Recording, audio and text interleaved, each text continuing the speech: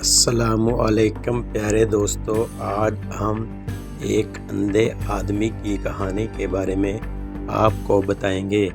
ایک اندھا آدمی ایک 5 اسٹار ہوٹل میں گیا۔ ہوٹل مینیجر نے اس سے پوچھا، یہ ہمارا مینیو ہے، آپ کیا لیں گے سر؟ اندھا آدمی: میں اندھا ہوں، مجھے اپنے کچن سے چمچ کو کھانے کی اشیاء میں ڈبو کر لا دیں، میں اسے سونگھ کر آرڈر کر دوں گا۔ مینیجر کو یہ سن کر بڑی حیرانی ہوئی۔ اس نے دل ہی دل میں سوچا کہ کوئی آدمی سونگھ کر کیسے بتا سکتا ہے کہ ہم نے آج کیا بنایا ہے، کیا پکایا ہے۔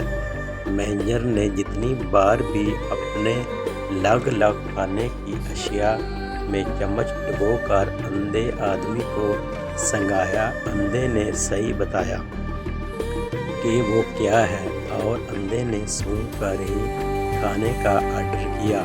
ہفتے بھر یہی چلتا رہا، اندھا سونگھ کر آرڈر دیتا اور کھانا کھا کر چلا جاتا۔ ایک دن مینیجر نے اندھے آدمی کا امتحان لینے کی سوچی۔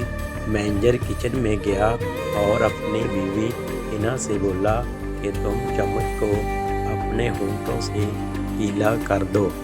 اینا نے چائے کے چمچ کو اپنے ہونٹوں پر رگڑ کر مینیجر کو دے دیا۔ مینیجر نے وہ چائے کا چمچ اندھے آدمی کو رجوع کر دیا اور بولا، بتاؤ آج ہم نے کیا بنایا ہے؟